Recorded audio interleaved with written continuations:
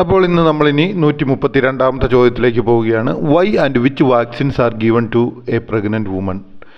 ഏതെല്ലാം വാക്സിനാണ് ഒരു ഗർഭിണിയായ സ്ത്രീക്ക് നൽകുന്നത്, എന്തുകൊണ്ടാണ് പ്രഗ്നൻ്റായ സ്ത്രീക്ക് വാക്സിൻ നൽകുന്നത്? അതുകൊണ്ട് വൈ ആൻഡ് വിച്ച് എന്ന് നമ്മളവിടെ ഒന്നിച്ചെഴുതിയിരിക്കുന്നത് രണ്ട് ചോദ്യങ്ങളെ സമന്വയിപ്പിച്ച് ഒറ്റ ചോദ്യമാക്കിയിരിക്കുകയാണ്. Certain vaccines are given to protect the mother and fetus from various types of infection. അതായത് ചില വാക്സിനുകൾ അമ്മയ്ക്ക്, അതായത് ഗർഭിണിയായ സ്ത്രീക്ക് കൊടുക്കുന്ന എന്തിനു വേണ്ടിയിട്ടാണ്? അവളെയും അവളുടെ ഗർഭത്തിലിരിക്കുന്ന കുഞ്ഞിനെയും പ്രൊട്ടക്റ്റ് ചെയ്യുവാൻ, അതായത് രോഗങ്ങളിൽ നിന്നും, ചില രോഗബാധകളിൽ നിന്നും പ്രൊട്ടക്റ്റ് ചെയ്യാൻ, അത് സംരക്ഷിക്കുന്നതിന് വേണ്ടിയിട്ടാണ്. ഉദാഹരണം TT, അതായത് TT എന്ന വാക്സിൻ കൊടുക്കുന്നു. റൂബെല്ല വാക്സിനും നൽകുന്നത് അതിന് ഉദാഹരണമായിട്ടാണ്. ഇനി 133ാമത്തെ ചോദ്യമാണ്. After how many weeks genetic abnormalities അല്ലെങ്കിൽ genetic disorders of the foetus can be identified? എത്ര ആഴ്ച കഴിഞ്ഞിട്ടാണ് ഒരു ഫീച്ചസിൻ്റെ ജനറ്റിക് അബ്നോർമാലിറ്റീസ് അല്ലെങ്കിൽ ജനറ്റിക് ഡിസോർഡേഴ്സ് കണ്ടെത്തുവാനായിട്ട് സാധിക്കുന്നത് എന്ന് വെച്ച് കഴിഞ്ഞാൽ എന്താണ്? ജനിതക വൈകല്യം. ഓക്കെ, എത്ര ആഴ്ച കഴിഞ്ഞിട്ടാണ് ജനിതക വൈകല്യം, ആരുടെ? ഗർഭസ്ഥ ശിശുവിൻ്റെ ജനിതക വൈകല്യം കണ്ടെത്തുവാനായിട്ട് സാധിക്കുന്നത് എന്നാണ് ചോദിക്കുന്നത്. Specific examination, scanning and blood test performed between 11 to 13 weeks of pregnancy can detect genetic abnormalities of the features. അതായത് 11 ആഴ്ചയ്ക്കും 13 ആഴ്ചയ്ക്കും ഇടയിലുള്ള ടെസ്റ്റുകൾ എന്താണ്? കൃത്യമായിട്ട് ജനിതക വൈകല്യങ്ങളും വൈകല്യങ്ങൾ അതാണ് ഒരു ഗർഭസ്ഥമായിരിക്കുന്ന ശിശുവിൻ്റെ ജനിതക വൈകല്യങ്ങളെ കണ്ടെത്തുന്നതിനായിട്ട് സഹായിക്കുന്നതാണ്. ഇനി 134ാമത്തെ ചോദ്യം. What is Down syndrome? What are the impact of it? എന്താണ് ഡൗൺ സിൻഡ്രം എന്ന് പറഞ്ഞാൽ? എന്താണ് അതിൻ്റെ പരിണിത ഫലങ്ങൾ? Down syndrome is a genetic disorder where a person has an extra copy of chromosome 11. അതായത് ഡൗൺ സിൻഡ്രം എന്ന് പറയുന്നത് ഒരു ജനിതക വൈകല്യമാണ്. അവിടെ എന്താണ് സംഭവിക്കുന്നത്? ഒരു വ്യക്തിക്ക് എന്ത് കിട്ടുന്നു? ഒരു എക്സ്ട്രാ കോപ്പി ഓഫ് ക്രോമോസോം. അതായത് നമ്മൾക്ക് എല്ലാവർക്കും ഉണ്ടാകുന്ന ക്രോമോസോമുകൾ 23 അപ്പോൾ അങ്ങനെ ടോട്ടൽ 46 വരണം. പക്ഷേ ഇവിടെ എന്താണെന്ന് ചോദിച്ചാൽ ക്രോമോസോം 21ൻ്റെ ഒരു എക്സ്ട്രാ കോപ്പി കൂടി ഉണ്ടാകും. ആർക്ക്? ഈ പറയുന്ന ഡൗൺ സിൻഡ്രം ഉള്ള ആ ഗർഭസ്ഥ ശിശുവിന്. This makes the total of 47 chromosome. അതായത് അങ്ങനെ ആ ഒരു കോപ്പി എക്സ്ട്രാ വന്നു കഴിയുമ്പോൾ അത് എത്രയാവും? 47 തീരും. ഇതിൻ്റെ ഇമ്പാക്ട്സ് ഓഫ് ദിസ് ആർ, അതിൻ്റെ പരിണിത ഫലം എന്താണ്? Down syndrome affects the person's development. ആ വ്യക്തിയുടെ വികസനത്തെ അല്ലെങ്കിൽ വ്യക്തിയുടെ വളർച്ചയെ, മാനസികവും ബുദ്ധിപരവും ശാരീരികവുമായിട്ടുള്ള വികസനത്തെ അത് അഫക്റ്റ് ചെയ്യുന്നു. It causes intellectual disability. അതുപോലെ തന്നെ ബുദ്ധിപരമായിട്ടുള്ള ഒരു സ്ഥിരത ഉണ്ടാവുകയില്ല. ആൻഡ് ഡെവലപ്മെൻറ്റൽ ഡിലേസ്, അതായത് വ്യക്തിയുടെ പേഴ്സണാലിറ്റിയുടെ ആ വളർച്ച ശരിയാവുകയില്ല. It also cause increased risk for various medical issues. അതുപോലെ തന്നെ പലതരത്തിലുള്ള മെഡിക്കൽ ഇഷ്യൂസ് ഇതിനുണ്ടാവും. Like heart defects. അത് ഏതൊക്കെയാണ്? ശാരീരികമായിട്ടുള്ള വൈകല്യങ്ങൾ. ഹാർട്ട് ഡിഫക്റ്റ്, ഹൃദയത്തിന് പ്രശ്നം ഉണ്ടായിരിക്കാം, കേൾവിക്ക് പ്രശ്നം ഉണ്ടായിരിക്കാം, വിഷൻ പ്രോബ്ലം, കാഴ്ചയ്ക്ക് പ്രശ്നം ഉണ്ടായിരിക്കാം. And increased susceptibility of Alzheimer's disease later in life. അതുപോലെ തന്നെ അൾസിമേഴ്സ് അല്ലെങ്കിൽ മറവി രോഗം ഉണ്ടാകാനുള്ള സാധ്യത പിന്നീട് വരുന്ന ജീവിതത്തിൽ ഉണ്ടാകാൻ സാധ്യതയുണ്ട്. അപ്പോൾ നിങ്ങൾ മനസ്സിലാക്കുക, ഡൗൺ സിൻഡ്രം എന്ന് വെച്ച് കഴിഞ്ഞാൽ ക്രോമോസോം 21 എന്നതിൻ്റെ ഒരു കോപ്പി എക്സ്ട്രാ കോപ്പി ഉണ്ടായിരിക്കും. അങ്ങനെ ടോട്ടൽ ക്രോമോസോം, ഏത് ഡൗൺ സിൻഡ്രം ഉള്ള ഒരു വ്യക്തിക്ക് ടോട്ടൽ ക്രോമോസോം എത്രയായിരിക്കും? 47 ആയിരിക്കും. അതിൻ്റെ പരിണിത ഫലം എന്താണെന്ന് വെച്ചാൽ ഡെവലപ്മെൻറ്റലിന് പ്രോബ്ലം ഉണ്ടായിരിക്കാം, ബുദ്ധിയുടെ സ്ഥിരതയ്ക്ക് പ്രശ്നം ഉണ്ടായിരിക്കാം, അതുപോലെ തന്നെ ഹൃദയത്തിന് പ്രോബ്ലം ഉണ്ടായിരിക്കാം, കാഴ്ചയ്ക്ക് പ്രശ്നം ഉണ്ടായിരിക്കാം, കേൾവിക്ക് പ്രശ്നം ഉണ്ടായിരിക്കാം. പിന്നെ പ്രായം കഴിയും തോറും അതിന് മറവി രോഗം വരാനുള്ള സാധ്യതയും കൂടുതലായിരിക്കാം. ഇനി 135ാമത്തെ ചോദ്യം. After how many weeks of pregnancy possibility of genetic disorders or down syndrome can be identified? എത്ര ആഴ്ച കഴിഞ്ഞതിന് ശേഷം ഡൗൺ സിൻഡ്രം ഒരു രോഗിയിൽ നമുക്ക് കണ്ടെത്തുവാനായിട്ട് സാധിക്കും? Specific examination performed between 11 to 13 weeks of pregnancy detect genetic abnormality of down syndrome. അതായത് 11 മുതൽ 13 മാസം വരെ ആഴ്ചയ്ക്കുള്ളിൽ എന്താണ് ഒരു വ്യക്തിയിൽ ഉണ്ടാകുന്ന ഡൗൺ സിൻഡ്രം എന്ന അബ്നോർമാലിറ്റി ശരിയായ രീതിയിലുള്ള വളർച്ചയില്ലെങ്കിൽ അത് തിരിച്ച് കണ്ടെത്തുവാനായിട്ട് സാധിക്കും. ഇനി 136ാമത്തെ ചോദ്യം. What is chronic villus sampling? എന്താണ് ക്രോണിക് വില്യൂസ് സാമ്പിളിംഗ് എന്ന് വെച്ച് കഴിഞ്ഞാൽ എന്നാണ് നമ്മളോട് ഇവിടെ ചോദിച്ചിരിക്കുന്നത്. അപ്പോൾ നമ്മളതിൻ്റെ ഉത്തരമായിട്ട് പറയുകയാണ്.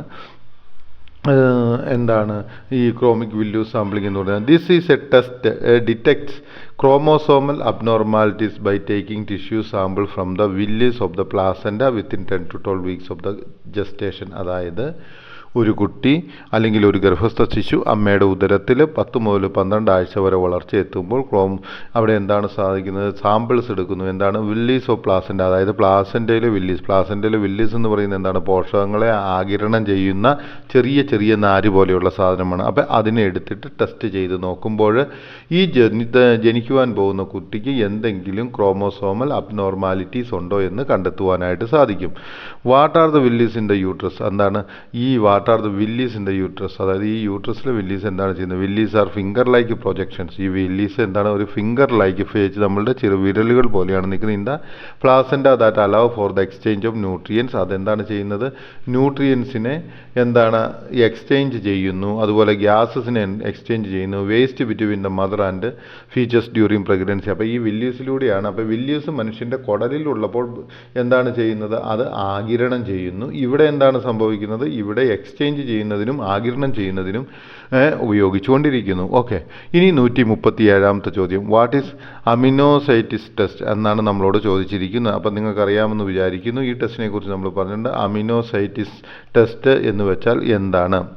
Fetal cells are found in amniotic fluid surrounding the fetus. നമുക്കറിയാം അമിനോട്ടിക് ഫ്ലൂയിഡ് എന്ന് പറയുന്ന ഒരു ദ്രവത്തിനകത്താണ്, അല്ലെങ്കിൽ ഒരു ദ്രാവകത്തിനകത്താണ് ഫീച്ചസ് അമ്മയുടെ ഗർഭപാത്രത്തിൽ കിടക്കുന്നത്. ഇൻ സർട്ടൻ സ്പെസിഫിക് സിറ്റുവേഷൻ, ചില കണ്ടീഷനുകളിൽ it is possible to determine the genetic abnormalities and nerve disorders of the child by examine cells in this fluid. അപ്പോൾ ചില സാഹചര്യങ്ങളിൽ എന്താണ്? ഒരു കുഞ്ഞിനുണ്ടാകുന്ന ജനറ്റിക് ഡിസോർഡേഴ്സ് അല്ലെങ്കിൽ ജനിതകപരമായിട്ടുള്ള വ്യത്യാസങ്ങൾ ഈ സെല്ലിലുള്ള ദ്രാവകത്തെ ടെസ്റ്റ് ചെയ്യുമ്പോൾ കണ്ടെത്താം. This test is called amniocentesis test. ഈ ടെസ്റ്റിനെയാണ് പറയുന്നത് അമിനോസെൻറ്റിസ് ടെസ്റ്റ് എന്ന് പറയുന്നത്. അപ്പോൾ അമിനോസെൻറ്റിസ് ടെസ്റ്റ് എന്ന് വെച്ചാൽ എന്താണെന്ന് നിങ്ങൾക്ക് മനസ്സിലായെന്ന് വിചാരിക്കുന്നു.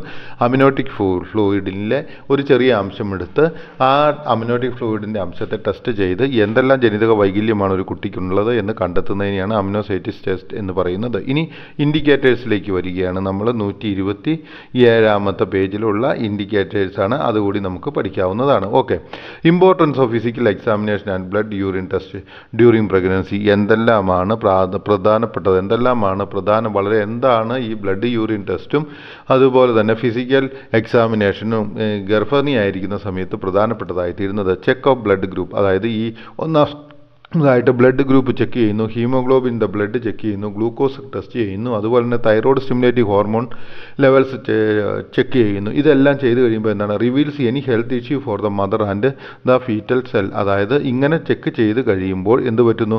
അമ്മയ്ക്കോ അതുപോലെ തന്നെ ഗർഭത്തിലായിരിക്കുന്ന ശിശുവിനോ എന്തെങ്കിലും പ്രശ്നമുണ്ടെങ്കിൽ അത് നമുക്ക് മനസ്സിലാക്കാനായിട്ട് സാധിക്കുന്നു. ഇനി ടെസ്റ്റ് ഓഫ് യൂറിൻ, അതായത് മൂത്രം എന്തുകൊണ്ടാണ് ടെസ്റ്റ് ചെയ്യുന്നത്? Will reveal. അപ്പോൾ ഈ മൂത്രം ടെസ്റ്റ് ചെയ്യുമ്പോൾ that will reveal urinary tract infection, അതായത് മൂത്രം ഒഴിക്കുന്ന ആ ഭാഗത്ത് മൂത്രനാളിയുടെ അവിടെ എന്തെങ്കിലും പ്രശ്നമുണ്ടെങ്കിൽ അത് കണ്ടെത്താനായിട്ട് സാധിക്കും. HIV ഇൻഫെക്ഷൻസ് സാധിക്കും. അനീമിയ ഉണ്ടെങ്കിൽ അത് കണ്ടെത്താനായിട്ട് സാധിക്കും. Gestational diabetes and malaria, gestational അതായത് ഗർഭകാലത്തിലുണ്ടാകുന്ന ഡയബറ്റിസ് കണ്ടെത്താനായിട്ട് സാധിക്കും. അതുപോലെ തന്നെ മലേറിയ കണ്ടെത്താനായിട്ട് സാധിക്കും. After 7 months a urine albumin test is done to check high blood pressure, അതായത് ബ്ലഡ് പ്രഷർ ചെക്ക് ചെയ്യാനായിട്ട് ഇത് സഹായിക്കുന്നു. അതുപോലെ this also help to avoid unnecessary complication to mother and fetus cell during the pregnancy and after pregnancy. ഇത് unnecessary ആയിട്ടുള്ള pregnancy കോംപ്ലിക്കേഷൻസിനെ avoid ചെയ്യാനായിട്ടും സഹായിക്കുന്നു. ഇനി മൂന്നാമതായിട്ട് പറഞ്ഞിരിക്കുന്നത് ഫിസിക്കൽ എക്സാമിനേഷൻ, അതായത് ശരീരത്തിൻ്റെ എന്താണ് പറയുന്നത്? ശാരീരിക പരിശോധനയുടെ കാര്യമാണ്. അപ്പോൾ 3 പരിശോധനകളാണ് പറഞ്ഞിരിക്കുന്നത്: രക്തം, മൂത്രം, അതുപോലെ തന്നെ ശരീരം പരിശോധിക്കുന്നതുകൊണ്ടുള്ള ഗുണം എന്താണ്? ഫിസിക്കൽ എക്സാമിനേഷൻ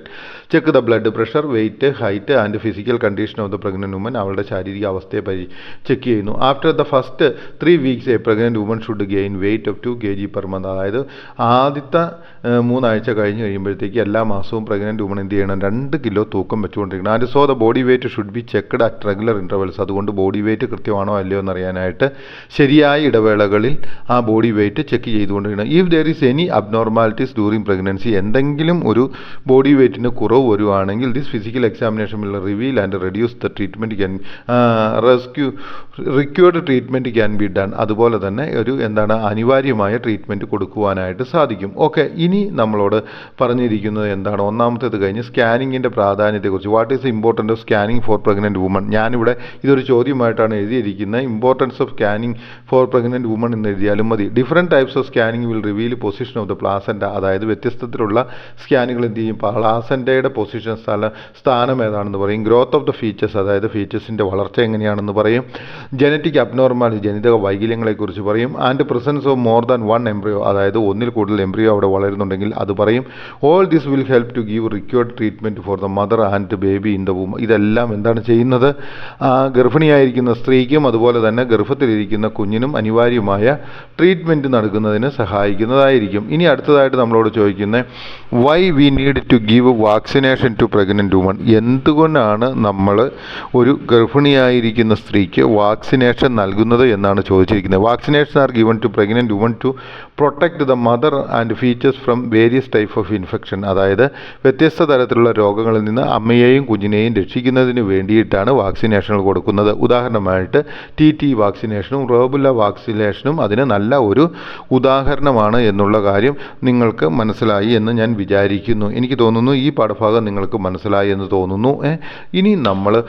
ഇനി നമ്മൾ പോകുവാനായിട്ട് പോകുന്നത് അടുത്ത ചോദ്യത്തിലേക്കാണ്. അതായത് what is the advantage of amniocentesis test. എന്തെല്ലാമാണ് ഗുണങ്ങൾ, ഈ അനിമോസിറ്റീസ് ടെസ്റ്റിൻ്റെ ഗുണം എന്താണ് എന്നാണ് നമ്മളോട് ചോദിച്ചിരിക്കുന്നത്. ഇതുകൂടി അങ്ങോട്ട് പഠിക്കുക. Foetal cells are found in the amniotic fluid. Foetal cells നമുക്കറിയാം എപ്പോഴും അമ്നിയോട്ടിക് ഫ്ലൂയിഡിലാണ് കിടക്കുന്നതെന്നറിയാം. This fluid surrounds the foetus. ഈ ഫ്ലൂയിഡാണ് ഈ ഫീച്ചേഴ്സിനെ ചുറ്റും ആവരണമായിട്ട് കിടക്കുകയാണ്. Certain specific situation it is possible to determine the genetic abnormalities and various disorders of the child by examining cells in this fluid. അപ്പം ചില കണ്ടീഷനുകളിൽ ഈ അമ്നിയോട്ടിക് ഫ്ലൂയിഡിൻ്റെ അംശം ടെസ്റ്റ് ചെയ്ത് കഴിയുമ്പോൾ കുട്ടിക്ക് എന്തെങ്കിലും ജനിതക വൈകല്യമോ ശാരീരിക വൈകല്യമോ ഉണ്ടോ എന്ന് കണ്ടെത്തുവാനായിട്ട് സാധിക്കും. അപ്പോൾ നിങ്ങൾക്ക് മനസ്സിലായല്ലോ അമ്നിയോസെൻറ്റിസ് ടെസ്റ്റിൻ്റെ ഉപയോഗം എന്താണെന്ന്. അമ്നിയോസെൻറ്റിസ് ടെസ്റ്റ് എന്ന് വെച്ച് കഴിഞ്ഞാൽ അത് അമ്നിയോട്ടിക് ഫ്ലൂയിഡ് ടെസ്റ്റ് ചെയ്ത് ആ കുഞ്ഞിന് എന്തെങ്കിലും ജനിതക വൈകല്യമോ ശാരീരിക വൈകല്യമോ ഉണ്ടോ എന്ന് കണ്ടെത്തുന്നതിനെയാണ് എന്ത് പറയുന്നത്, അമ്നിയോസെൻറ്റിസ് ടെസ്റ്റ് എന്ന് പറയുന്നത്. എനിക്ക് തോന്നുന്നു ഈ പാഠഭാഗം നിങ്ങൾക്ക് മനസ്സിലായെന്ന്. ഇനി നമുക്ക് അടുത്ത വീഡിയോയിലേക്ക് പോകാവുന്നതാണ്.